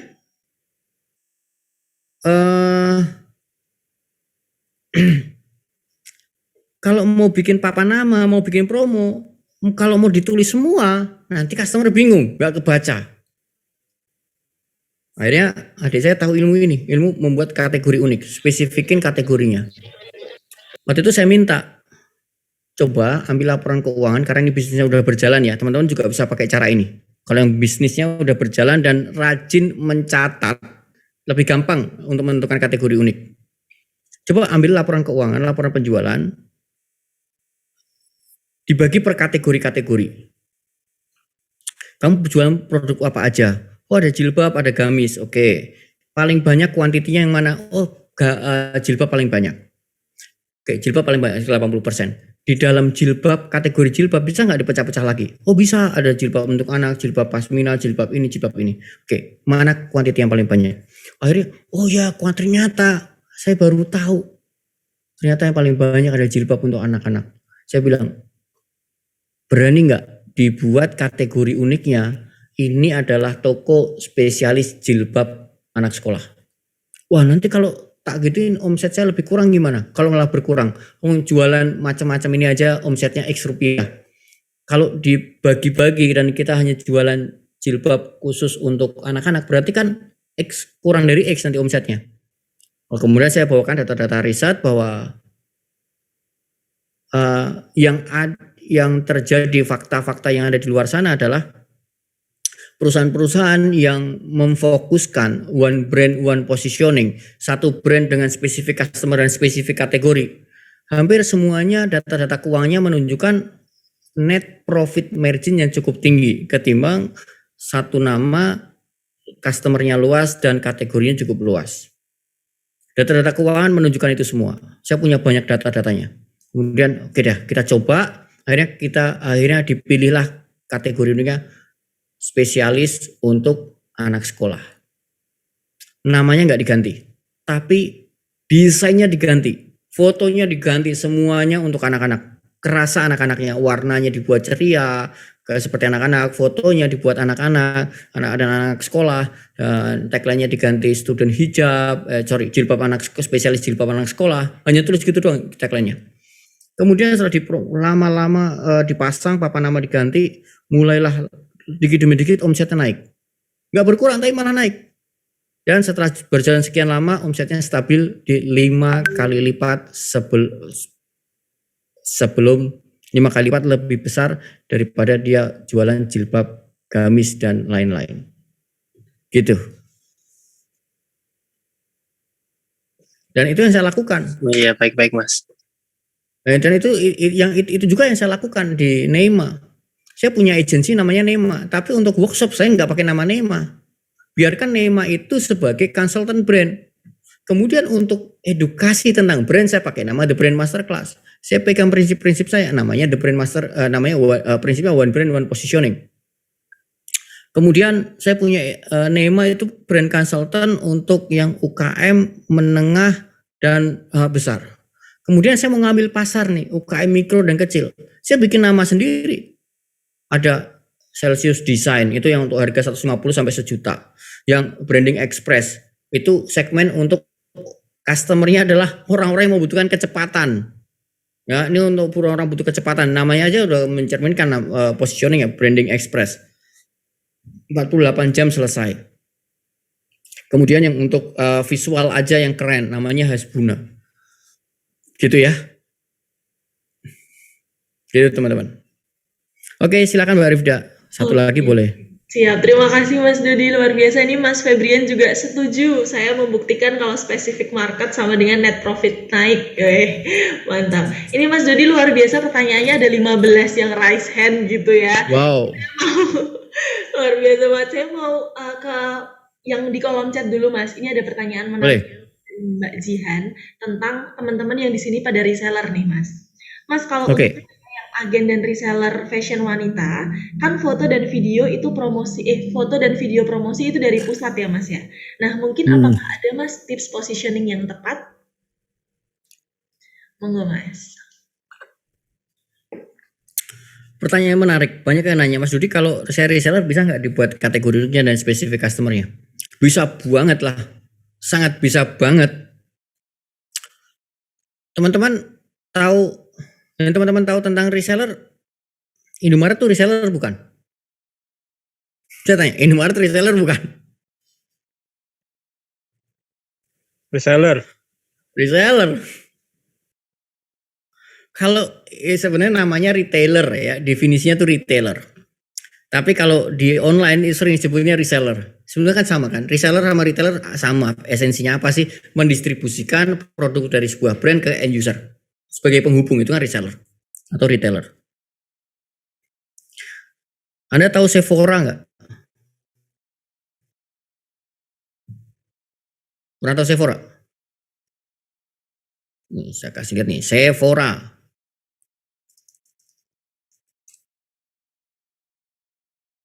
Apa coba Sephora?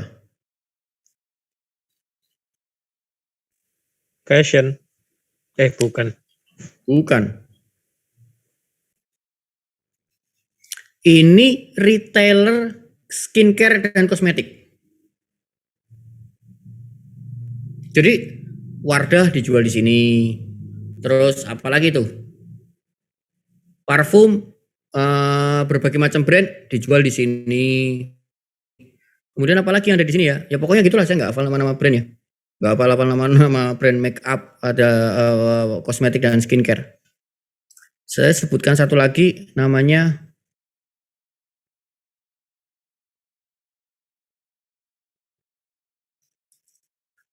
Sosiola.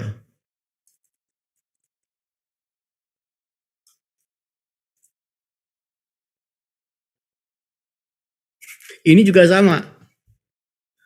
Ini juga retailer skincare sama make up sama kosmetik. Pertanyaan saya, menurut Anda apa bedanya? Ini kan sama-sama keduanya jual brand lain. Ini semua Sosiola nggak punya produk. Sephora juga nggak punya karena dia retailer. Pertanyaan saya, apa bedanya antara Sephora dan Sosiola? Kalau teman-teman yang positioningnya mungkin bermain, ya memang yang berbeda positioningnya. Tapi maksud saya perbedaannya apa coba? Menurut teman-teman apa bedanya? Segmen market. Harganya kayaknya Sosiola lebih bersahabat, enggak juga. Ini perbedaannya perbedaannya. Yang satu anak muda, yang satu lebih elegan gitu Mas. Ya, yes, betul. Salah satunya itu. Sosiola itu adalah kosmetik yang dia menyediakan produk-produk dari Asia. Yuk mau ambil Korea ada di Sosiola, mau ngambil brand lokal ada di Sosiola. Tapi jangan harap di Sephora. Sephora itu mayoritas punyanya Eropa dan Amerika.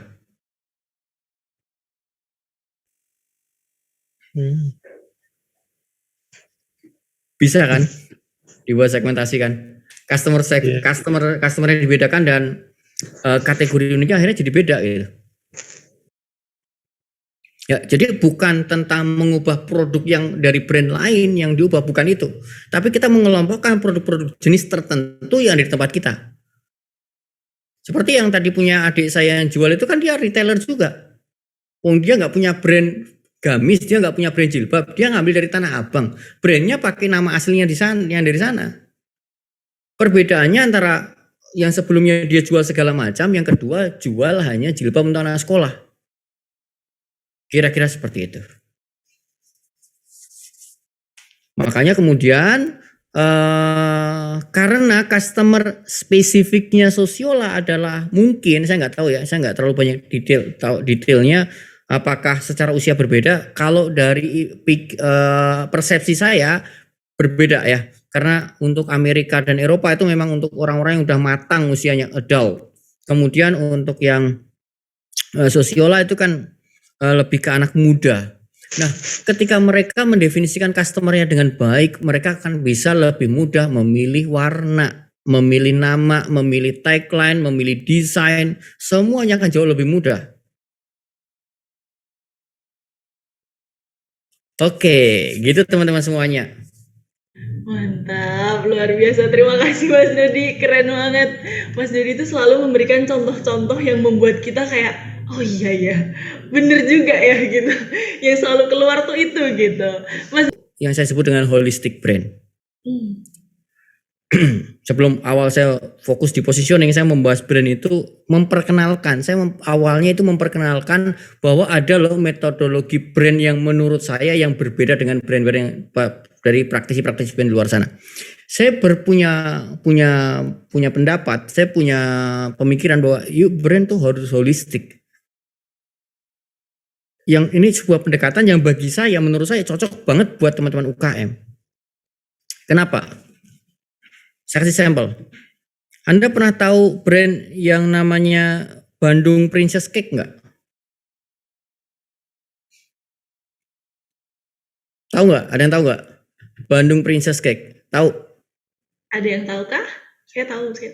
Oke, nggak tahu. Oke. Syahrini. Oke, yes. Punya Syahrini. Betul. Brand yang kedua. Semarang Wife Cake. Tahu nggak? Nggak tahu mungkin ya. Semarang Wife Cake itu punya Chelsea Olivia. Apa yang sama di antara dua brand itu? Mungkin ada yang mengatakan ya sama-sama kue artis, sama-sama jual roti, sama-sama laris. Oke. Dan saya mau nambahin yang sama di antara mereka. Sama-sama udah tutup ya.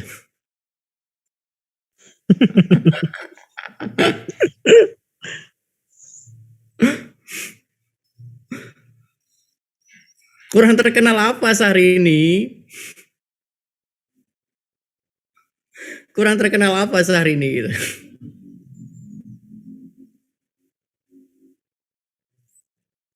Kenapa? Hanya bermodalkan popularitas nggak bisa membuat bisnis itu sustain, nggak bisa membuat brand itu long lasting gitu.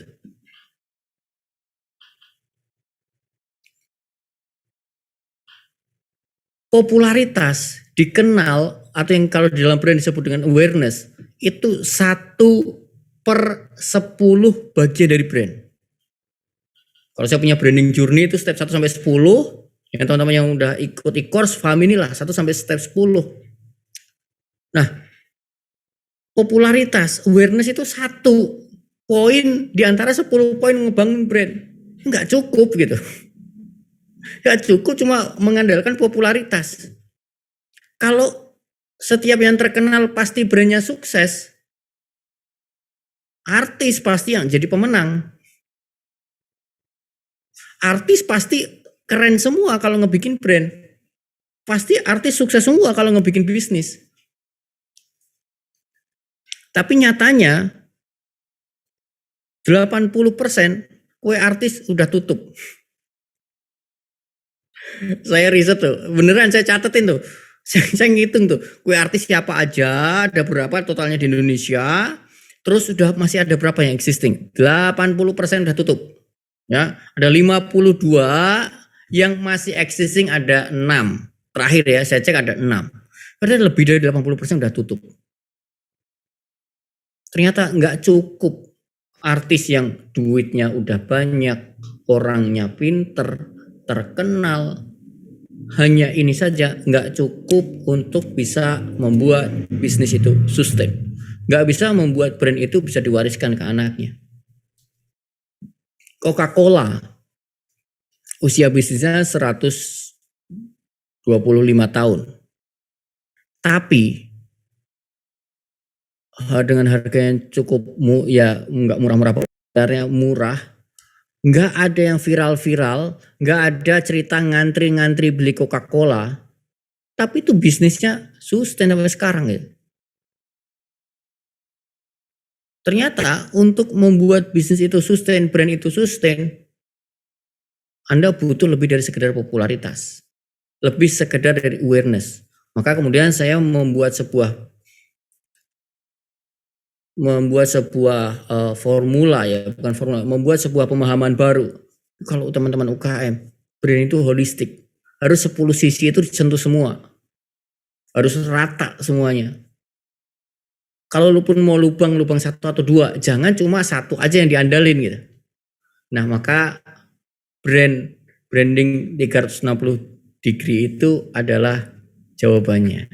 Itu kira-kira Mbak Rifda. Luar biasa, bener-bener. Brand itu harus holistik, dan itu bener tadi Mbak Nisa sama Pak Saldi juga bilang semua kue artis pada tutup gitu ya. Saya ini baru tahu Mas, kalau ternyata bener loh. Halo, selamat malam, monggo Bapak. Selamat malam Mas Dodi. Malam Pak Fadli. Selamat malam. Ya.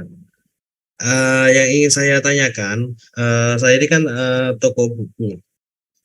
Saya termasuk retailer buku-buku Islam dan kitab dan Al-Quran. Banyak penerbit yang saya jual. Nah, saya menentukan spesifik customer saya itu adalah pelajar SMA yang sekolah di sekolah Islam. Ya. Oke.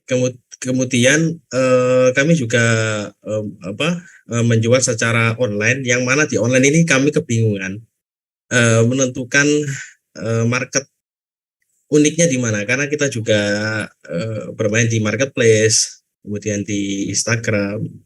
Nah, ini kalau apalagi di marketplace malah ini banyak perang harga di dalamnya. Jadi untuk sekolahan apalagi yang kemarin pandemi itu kami hampir mati 1 tahun. Jadi nggak ada sekolah offline, nggak ada sekolah offline di mana mereka nggak membutuhkan buku, nggak membutuhkan kitab-kitab. Jadi seperti itu. Ini yang saya tanyakan. Saya merambah ke online-nya untuk market unik yang di online ini masih bingung gitu, Mas Dodi. Oke. Jadi entah mau di online atau offline, idealnya kalau sudah bawa nama brand itu kategorinya tetap harus di situ, jangan berubah. Di online saya kategorinya adalah buku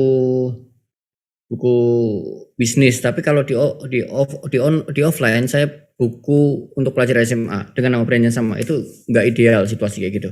Idealnya ya harusnya sama antara online dan offline. Kemudian kalau situasinya seperti pandemi mau gimana? Ya memang itu suatu situasi yang kita nggak bisa ngapa-ngapain.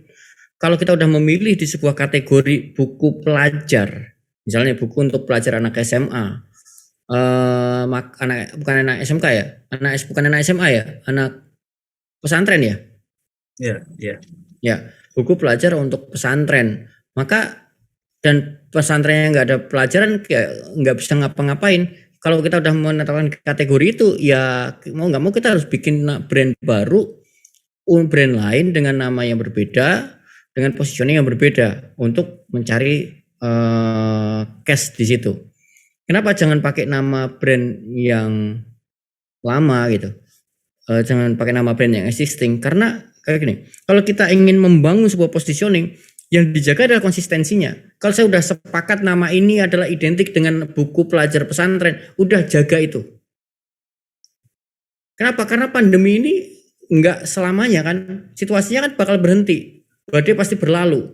Nah, ketika Anda mengubah positioning, jalan untuk kembali ke positioning lama itu butuh waktu ya. Maka lebih baik bikin brand baru. Kira-kira gitu ya Mas Fadli ya. Dan saya mau share nih teman-teman ya, yang jualan di marketplace. Ada pengalaman menarik waktu saya berbelanja di marketplace. Oh iya, ngomong tentang marketplace ini ada cerita menarik nih. Yang cowok, yang saya tanya yang cowok kalau Anda belanja di marketplace, Tokopedia atau Shopee? Tokped. Yang cewek kalau belanja di marketplace, Tokopedia atau Shopee?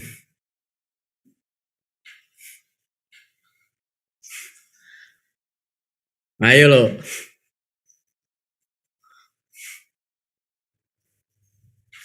Mayoritas Tokped cowok, mayoritas Shopee cewek. Specific customer. Bukan berarti nggak ada Tokped, nggak ada ceweknya, ada tapi minoritas. Bukan berarti Shopee nggak ada cowoknya, ada tapi minoritas. Ya, kenapa? Karena saya aja udah ngapus Shopee di HP saya. Saya ngerasa waktu masuk ke Shopee, kok kayak gimana rasanya di hati gitu belanja di sini ya. Kayak apalagi logonya tas gitu kan, saya membayangin can nenteng tas. Nah, itu satu pengalaman ya, bahwa positioning. Mereka yang udah gede aja menerapkan positioning, dan justru itulah yang membuat mereka sukses.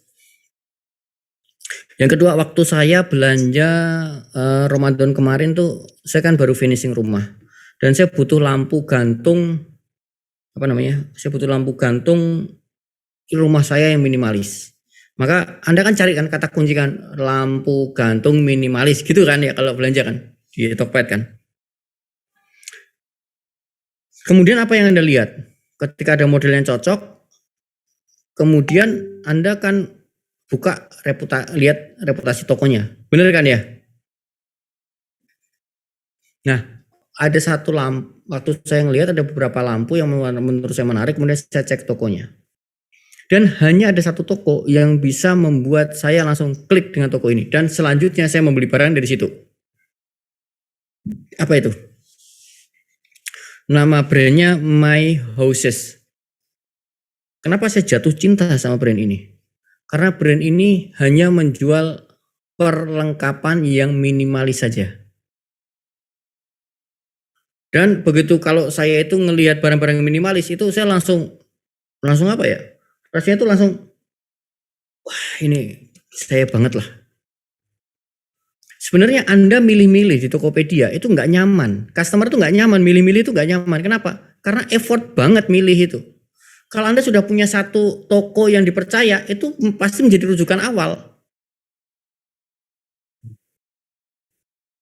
Dan customer itu selalu sebenarnya customer itu selalu ingin memotong perjalanan yang panjang menjadi pendek. Dengan cara apa? Mengingat memori masa lalu mana yang toko yang sudah membuat saya puas. Maka saya akan kembali ke situ. Nah, My Houses itu berhasil membuat saya jatuh cinta. Kenapa? Karena dia positioningnya benar-benar semua perlengkapan rumah tangga, bukan perlengkapan ya, kayak lampu, keran gitu, tapi yang minimalis semua. Warnanya hitam. Wih, itu bikin saya tuh ngeliat tuh terangsang banget saya ngeliat toko ini tuh. Saya beli apa-apa sekarang ke situ. Lampunya, itu keren-keren banget. Nah, andai kata toko itu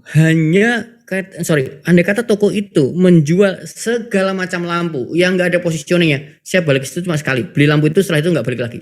Kenapa? Karena toko itu ya biasa aja, nggak punya kelebihan ya. Gitu ya teman-teman ya. Tentang market kategori unik. Siap, mantap Mas Dudi. Thank you Terima banget. kasih, Mas Thank you Dudi. banget Mas Fadli untuk pertanyaannya. Tadi ya Mas, one brand one